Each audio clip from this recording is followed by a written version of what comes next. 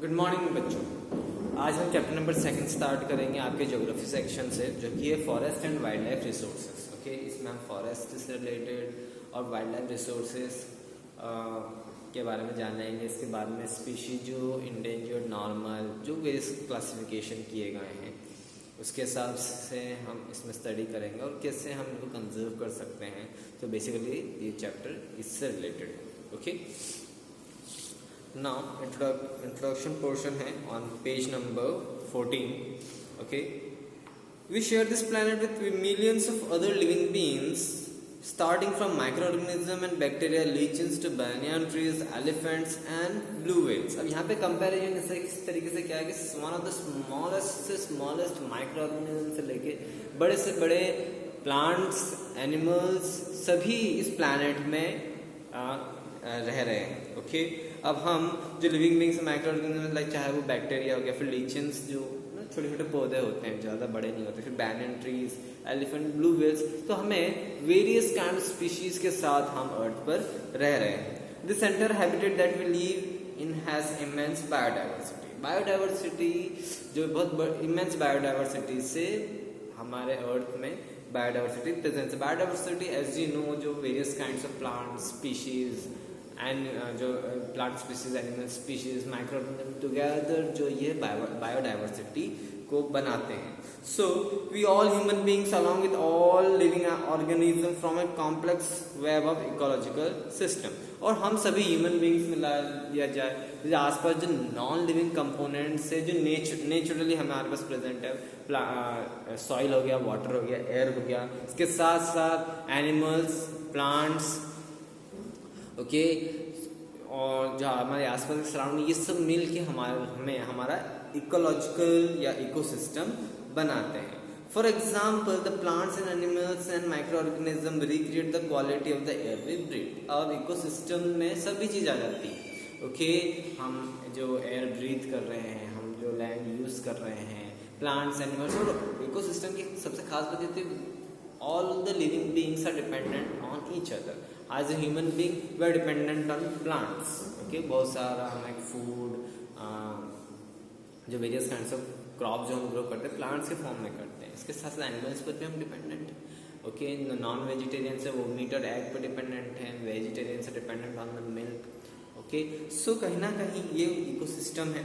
Okay, जैसे like plants और animals हैं, माइक्रो ऑर्गेनिज्म, ये रिक्रिएट करते हैं हमारी quality of air that we breathe. Okay, the water we drink and the soil that produces our food, just like water पर dependent है क्योंकि हमें वेरियस कामों में यूज किया जाता है। इंडस्ट्रियल कामों में हम सरवाइव कर रहे हैं, हम जो पानी पीते हैं इसमें काम आता है। इसके साथ साथ जो सॉइल हमें various kinds of food products produce करके देती है। ओके, इन सब चीज़ों के बिना हम सरवाइव नहीं कर सकते।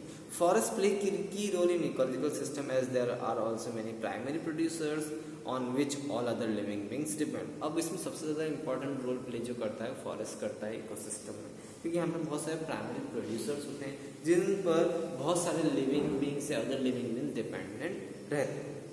बायोडाइवर्सिटी और बायोलॉजिकल डाइवर्सिटी की डेफिनेशन आपकी बुक में दे रखी है। Is immensely rich in wild life and cultivated species, diverse in form and function but closely integrated in a system through multiple network of independence. Okay, पूरे इस definition का मतलब क्या होता है कि biodiversity या biological diversity means the difference between the different kinds of species but still they are interdependent on each other on the various means of network is known as biodiversity. The various kinds of different species, चाहे वो plant species हो गए, चाहे वो animal species हो गए, चाहे हम human beings हो गए, माइक्रो ऑर्गेनिज्म होगा, this all this various kinds of species जो कि एक पर्टिकुलर हैबिटेट में रह रहे हैं और कोई ना कोई जो अदर स्पीशीज है आपस में इंटरडिपेंडेंट है, इसी चीज को हम बोलते हैं biodiversity. Now we will study about the flora and the fauna in our country in India. If you look around, you will be able to find that there are some animals and plants which are unique in our area. Okay, हम अलग अलग areas में अगर जाते हैं, अगर हम देश में अगर अलग अलग एरियाज में जाते हैं, लाइक अगर हम वेस्ट बंगाल जाएंगे वहाँ पे सुंदरबंस जो है तो वहाँ पे जो टाइगर स्पीशीज है वो अलग है। हम गुजरात में जाएंगे तो वहाँ पे जो गिर एरिया है तो वहाँ पे जो लायन स्पीशीज है वो केवल इंडिया में ही पाया जाता है। तो जैसे ही हम एक रीजन से दूसरे रीजन में जाएंगे तो वहाँ पे हमें कुछ unique kinds of animal, plant species, animal species हमें मिलते हैं। जस्ट लाइक हम एग्जांपल ले लें डेजर्ट रीजन में, डेजर्ट में हम जाएंगे तो हमें वहाँ पे different kinds of animals like camel मिलेगा, वेरियस काइंड्स ऑफ स्नैक्स मिलेंगे, जो कि शायद यहाँ हमारे हम जहाँ रह रहे हैं वहाँ पे वो स्पीशीज ऑफ स्नैक्स नहीं मिले, पर लेकिन वहाँ वो मिल जाएंगे। सो हम जब एक जगह से दूसरी जगह जाते हैं और उनके अलग एरियाज में यूनिक काइंड कोई ना कोई प्लांट या एनिमल स्पीशीज हमें मिल ही जाती है। In fact India is one of the world's largest richest countries in terms of its vast array of biological diversity. India जो है यहाँ पे various kinds of biological diversity मिलती है। One of the richest country जहाँ पे different kinds of plant species and the animal species India में present है। दिस इज पॉसिबली ट्वाइस और thrice the number yet to be discovered. Okay, अब इस sentence का मतलब क्या है कि ऐसा माना जाता है साइंटिस्ट के थ्रू, स्टडीज के थ्रू, कि अराउंड 10 मिलियन स्पीशीज जो हैं वो एग्जिस्ट करते हैं हमारे पूरे वर्ल्ड में, बट लेकिन hardly we only know about 1 million और 2 मिलियन, और उसमें से भी ग्रेट परसेंटेज ऑफ जो प्लांट एनिमल स्पीशीज जो है वो इंडिया में पाए जाते हैं। Okay,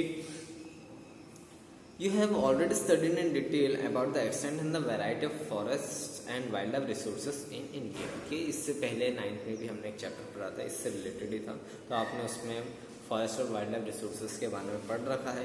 you may have realise the importance of this resources in our daily life, और कहीं ना कहीं इन रिसोर्सेज के इम्पोर्टेंस, क्योंकि अगर हम देखें फॉरेस्ट में वेरियस काइंड्स ऑफ प्लांट्स हैं, तो बहुत सारे ऐसे प्लांट्स जो कि मेडिसिनल जिनका यूज़ होता है, बहुत सारे ऐसे हर्ब्स होते हैं, ऐसे प्लांट्स होते हैं जिनका यूज़ मेडिसिन में किया जाता है। बहुत सारे वुड्स जो होते हैं वो हम एज ए टिम्बर के फॉर्म में यूज़ करते हैं, एज ए फ्यूल के फॉर्म में यूज़ करते हैं, जिससे कि हमारे वेरियस प्रोडक्ट्स लाइक फर्नीचर हो गया, बहुत सारी चीज़ें बनती हैं।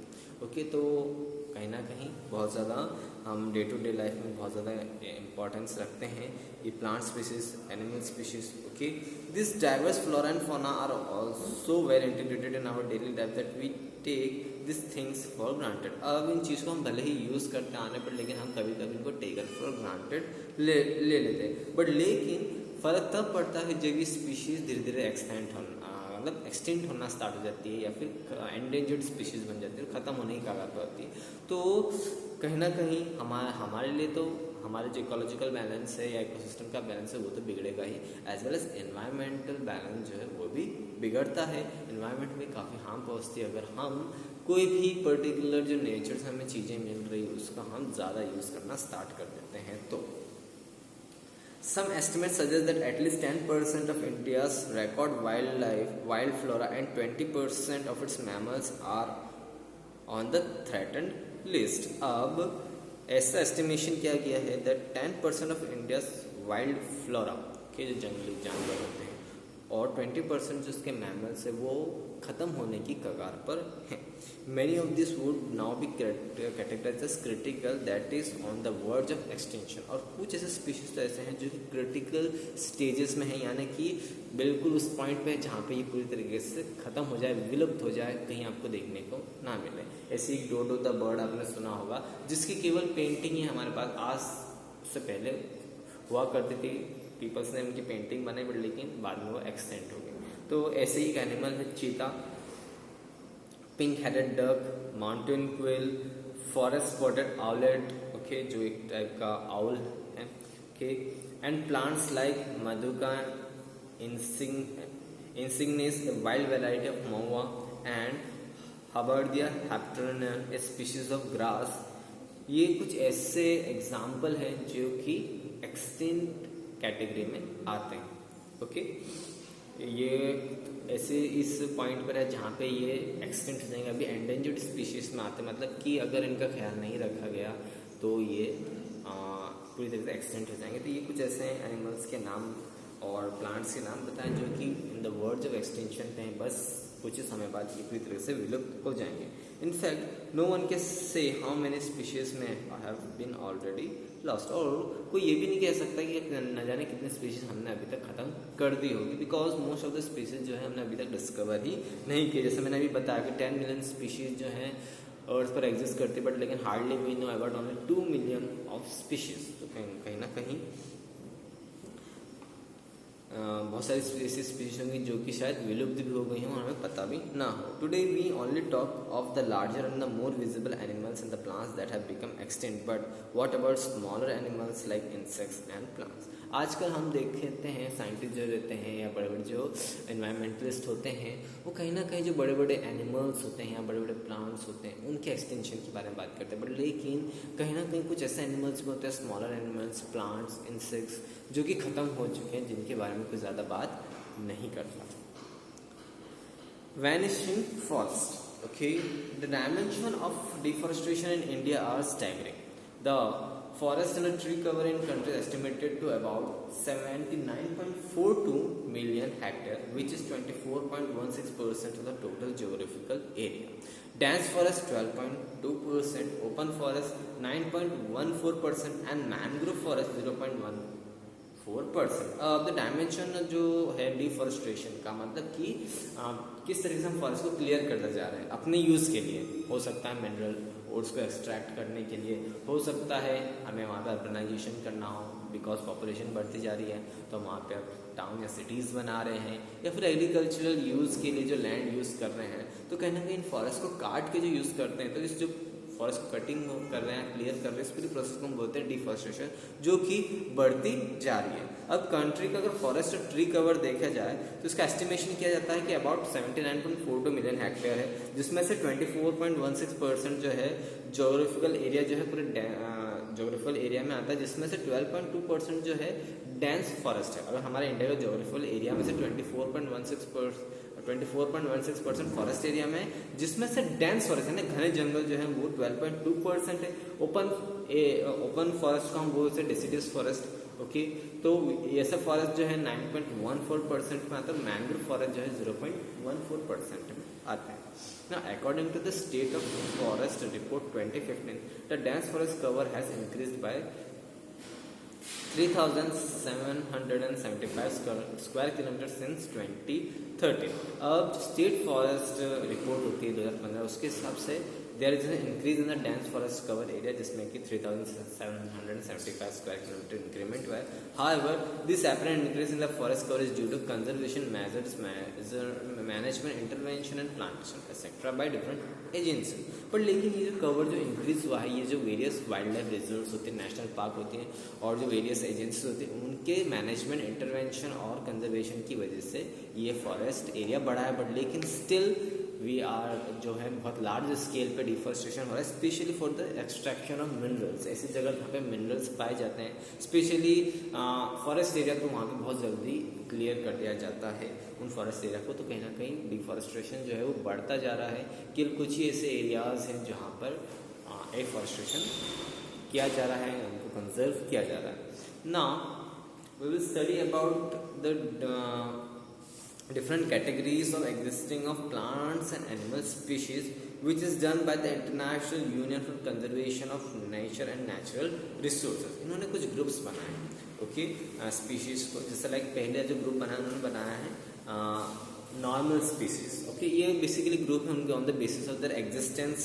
ओके, नॉर्मल स्पीसीज में ऐसी स्पीशीज आती हैं जिनकी पॉपुलेशन लेवल जो है नॉर्मल कंसिडर मानी जाती है कि उनका सर्वाइवल दे आर, उनके जो मात्रा है बहुत नॉर्मल है और वो एग्जिस्ट करते हैं अच्छी मात्रा में, जिसमें हमारे कैटल हो गया, सेल हो गया, पाइन हो गया, रोडेंट्स हो गए, ये उसके एग्जाम्पल हो गए. अब एंडेंजर्ड स्पीशीज ऐसे स्पीशीज होते हैं जो कि खतरा है कि ये कुछ समय बाद विलुप्त हो सकते हैं. The survival of this species are difficult और नेगेटिव फैक्टर होने की वजह से इनकी पॉपुलेशन डिक्लाइन हो रही है. और बहुत सारे वेरियस रीजन होते हैं, इनका शिकार करना, इनका जो नेचुरल हैबिटेट है वो छीन जाना. ओके, जिसकी वजह से ये वर्ज ऑफ द एक्सटेंशन पे हैं, जिसमें कुछ स्पीशीज़ हैं लाइक ब्लैक बक, काला हिरन जो होता है, क्रोकोडाइल हो गया, इंडियन वाइलैस, इंडियन राइनोज हो गए, लायन टेल्ड मैस्क, सांगाई एंड एक टाइप का ब्रो एंटर डियर है जो कि मणिपुर में पाया जाता है. ये on the verge of extension है, एक एंडेंजर्ड स्पीशीज है. इनका कारण है कि पहले जब राजा महाराजा के ज़माने के बाद भी इनफैक्ट शिकार किया जाता है. इनफैक्ट आज भी जो पोचिंग जो है, जो पोचर्स होते हैं, जो शिकारी होते हैं, इनको मार कर उनके प्रोडक्ट्स को सेल करते हैं, जिसकी वजह से they are on the verge of extinction. Now एक और टाइप की कैटेगरी होती है जो कि होती है vulnerable species. This are species whose population has declined to levels from where it is likely to move into endangered category. अब ये कुछ ऐसे स्पीशीज है जिनके जो लेवल्स है ये कम होते जा रहे हैं और ये अब उस फेज में जा रहे हैं जो कि एंडेंजर्ड स्पीशीज की कैटेगरी में आते हैं। In the near future they might go in the endangered species if the negative factors continues to operate। जो भी नेगेटिव फैक्टर्स हैं, चाहे वो पोचिंग हो गया मतलब कि शिकार करना हो गया, चाहे उनका नेचुरल हैबिटेट में डिस्टर्बेंस हो गया, तो इस वजह से ये आप एंडेंजर्ड स्पीशीज कैटेगरी में एंटर हो सकते हैं if the negative factors continue. अगर इनका हमने कंजर्व नहीं किया, इनको प्रॉपर्ली मैनेज नहीं किया, तो ये एंडेंजर्ड स्पीशीज की कैटेगरी में आ जाएंगे। ऐसे स्पीशीज हैं ब्लू शीप हो गया, एशियाटिक एलिफेंट हो गया, गैंगेटिक डॉल्फिन हो गया, ये कुछ एग्जाम्पल है वनरेबल स्पीशीज में। अब रेयर स्पीशीज क्या होती है? स्पीशीज विद स्मॉल पॉपुलेशन, ऐसे स्पीशीज जिनकी पॉपुलेशन मतलब उनकी जनसंख्या कम हो और हो सकता है या तो वो एंडेंजर्ड स्पीशीज में एंटर हो जाए या फिर वनरेबल स्पीशीज में आ जाए। अगेन यहाँ पे सेम, अगर नेगेटिव फैक्टर्स अगर ज़्यादा अफेक्ट कर देंगे तो ये या तो एंडेंजर्ड स्पीशीज में आ जाएंगे फिर वनरेबल स्पीशीज में आ जाएंगे। ऐसे कुछ एग्जांपल हो गए Himalayan brown bear, wild Asiatic buffalo, desert fox, hornbill etcetera जो है रेयर स्पीशीज में आते हैं। Now endemic species, some species species which are only found in some particular area usually isolated by natural geographical barriers। अब कुछ ऐसे specific species होते हैं जो केवल पर्टिकुलर एरिया में पाए जाते हैं और बहुत ज़्यादा आइसोलेटेड हैं, फॉरेस्ट एरियाज में ही रहते हैं। हम मतलब आम इंसान के इतने ज़्यादा कांटेक्ट में रहते हैं, उनको देखा नहीं जाता, बहुत ही स्पेसिफिक ज्योग्राफिकल बैरियर की वजह से बहुत एक पर्टिकुलर एरिया में ही आइसोलेटेड रहते हैं। तो जैसे लाइक हमारे अंडमान एंड निकोबार आइलैंड्स एक ऐसा एरिया जो कि आइसोलेटेड एरिया, वहाँ पे ज़्यादा जनसंख्या नहीं है, कोई ज़्यादा जाता नहीं है, तो ज़्यादा उसको हम एक्सप्लोर नहीं कर पाए। तो अंडमान टील हो गया, निकोबार पिजन हो गए, अंडमान वाइल्ड पिग हो गए, मिथुन अरुणाचल प्रदेश में, ये कुछ ऐसे एंडेमिक स्पीशीज जो कि केवल पर्टिकुलर एरिया में पाए जाते हैं, बहुत ही कम मात्रा में पाए जाते हैं और ड्यू टू द ज्योग्राफिकल और नेचुरल बैरियर ये इतने ज़्यादा दिखाई नहीं देते हैं। Last is the extinct species, as the word suggest, ऐसे स्पीशीज जो कि अब विलुप्त हो चुके हैं पूरी तरीके से। अब उनका हो सकता था कि एक समय में ये बहुत ज़्यादा मात्रा में पाए गए हों, बट लेकिन due to some negative factors they are totally extinct. ऐसे एग्जाम्पल है Asiatic cheetah, pink head duck, ये कुछ ऐसे हैं जो कि एक्सटिंक्ट हो चुके हैं। This species which are not found after searches, okay, इनको बहुत ढूंढने की कोशिश की, जिनके हैबिटेट से वहाँ पाए गए, पर लेकिन ये पूरी तरीके से विलुप्त हो गए हैं, ओके। और पूरी तरह से एंटायर अर्थ पे कहीं भी इनकी ओरिजिन पाई नहीं जाती है, तो ऐसे स्पीशीज को हम बोलते हैं एक्सटिंक्ट स्पीशीज। ओके, एग्जांपल में Asiatic cheetah and pink head duck. आज के लिए इतना ही, नेक्स्ट लेक्चर में इसके आगे कंटिन्यू करें।